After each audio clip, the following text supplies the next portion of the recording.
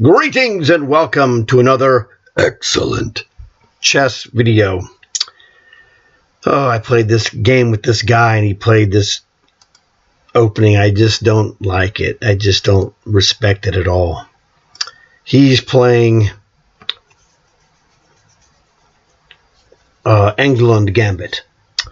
And as you can see, 87% for myself, 62% for him. And check out the disparity.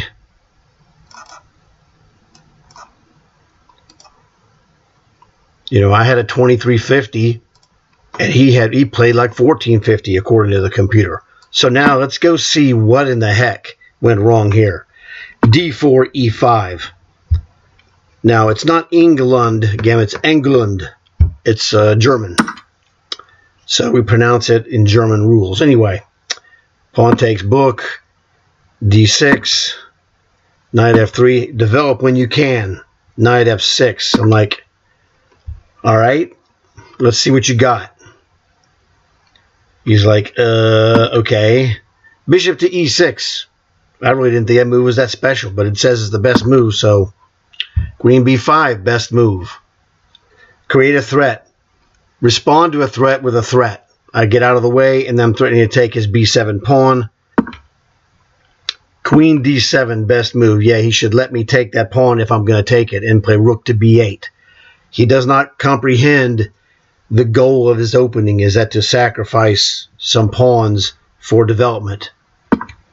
So he goes back, which is safe. I'm just going to develop pieces for safety. Again, now I got to retreat. It says queen D3. I don't like queen D3. I like queen B3. There's a lot of latent threats here. But, you know, the computer knows more.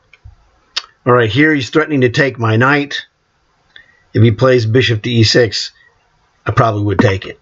But, you know, I don't know. Maybe not. Maybe I just play queen to C3. Here, develop a piece defending your structure. It's not really bad. We got an extra pawn here. It's not bad if he takes this, but let's try to avoid bad structure as much as possible where you don't have to compromise your position to do it. B5, wow, I don't really think that move was that good, but I'm like, dude, I'm just going to play the obvious move, E3. Makes the bishop solid, gives my other bishop, the light square bishop, a home. H5. What does this move do? I'm just 2.66 ahead. It's not that it's not awful, but it's not really doing anything. So yeah. A4 is very good.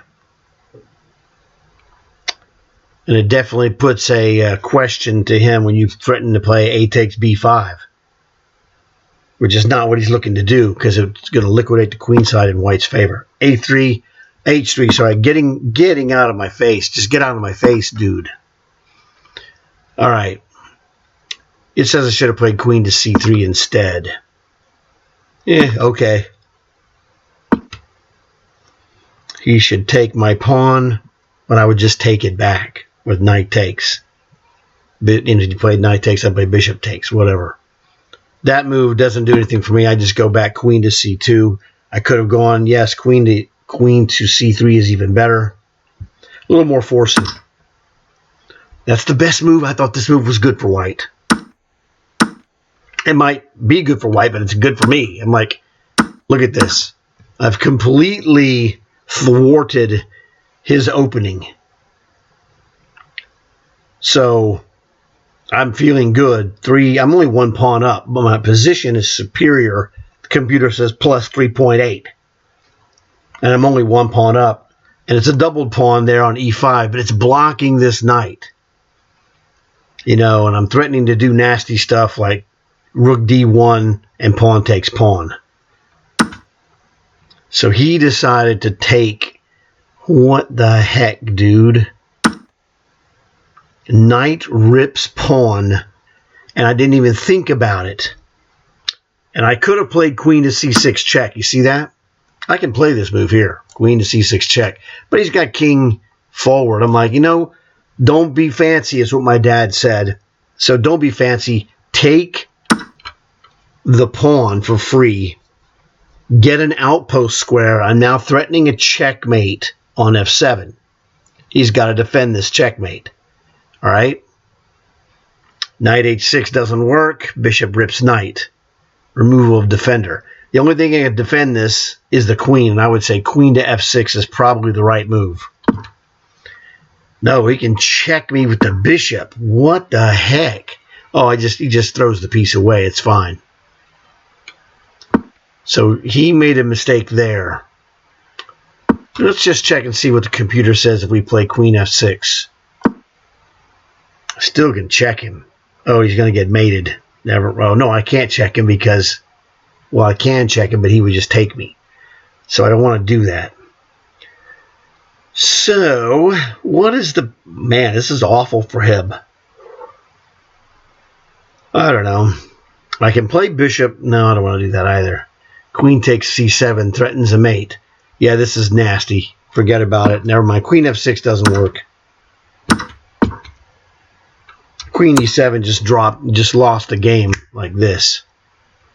Okay, so it's checkmate whether he moves his king or moves his queen. Doesn't matter. He moved his king, so I checkmated him.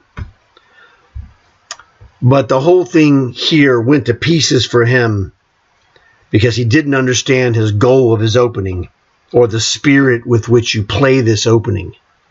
It's a kind of a garbage opening anyway, but it's annoying. Its main attribute is that it's annoying. So let's go back here. Okay, you take the pawn as you should. Don't take the second pawn. Bishop takes is what he's going to do. Develop against his move. He can't play pawn takes pawn. You're just going to trade queens and take his pawn. Simple. Now he's threatening to take the e5 pawn, sort of. So you can play a bishop to f4 or bishop to g5. Let's look at bishop to g5. Now this is what I call the science of openings. We're looking at the opening moves that were played. The computer suggests the best move, bishop to g5. Already this is 1.4 in white's favor. He really doesn't have a good move. He doesn't want to trade pieces. Bishop to e7, bishop takes bishop. Knight to e7, just let it sit there. Because now we can play pawn takes. He can play pawn takes. And he's got a backwards and isolated pawn. So bishop to g5, I didn't think about it, but man, that's a killer move. f6 is just absolute garbage for him. Pawn takes. Want to take back with a knight? Sure, whatever, dude. Doesn't matter. All right, I didn't play that. I played queen d5. Now, the idea behind queen to d5, one of the things you have to look about in this opening is you got to be careful when you move this bishop.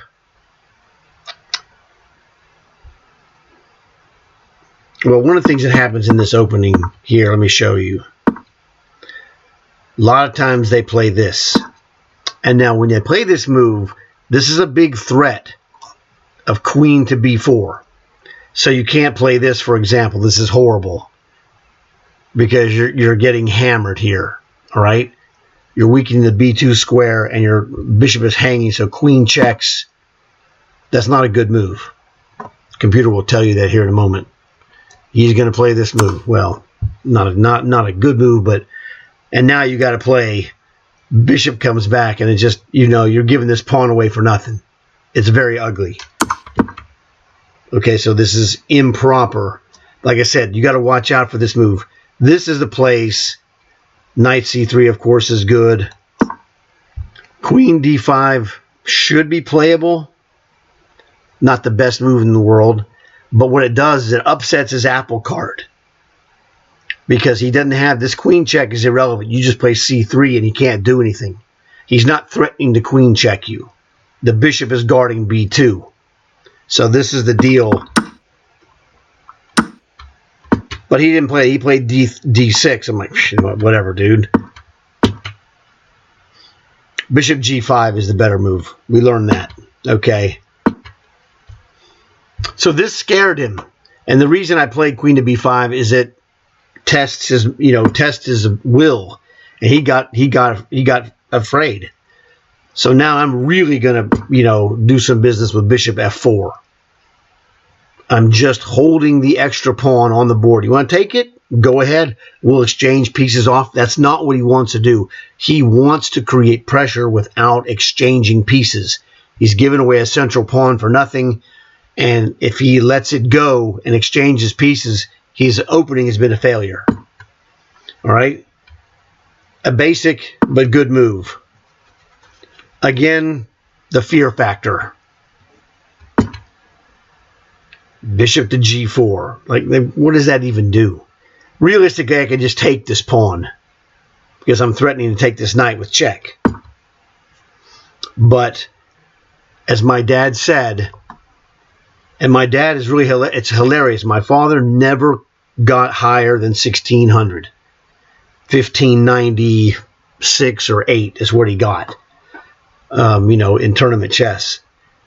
He never made it to 1600, but his wisdom is don't be fancy, and so I played the don't be fancy move decades before Stockfish. Knight B D2, best move. Just a fantastic move. Following my father's advice. A guy who essentially maxed out at 1600 comes up with the advice that's just unbelievable. Okay?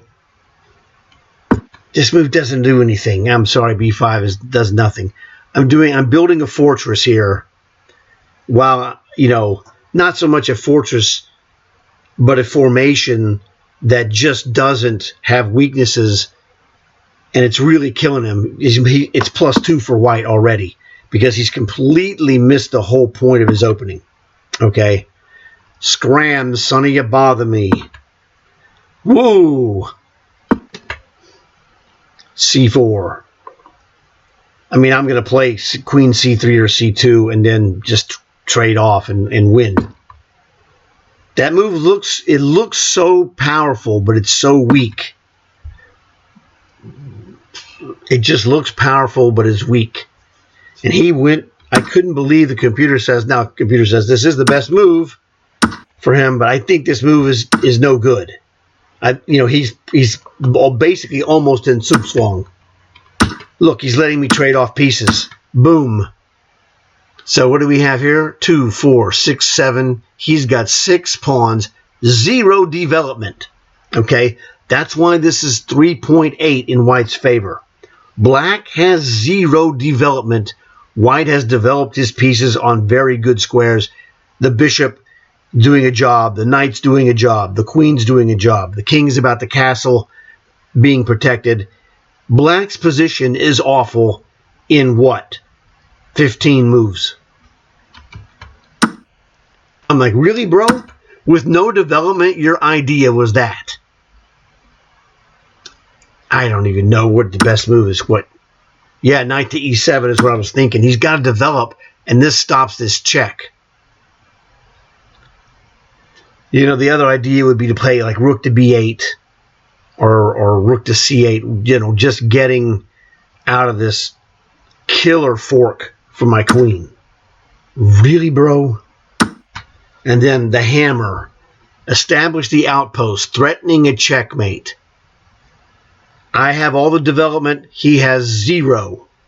That's why the computer hated his game. That's why it said 1450, because he did not develop his pieces.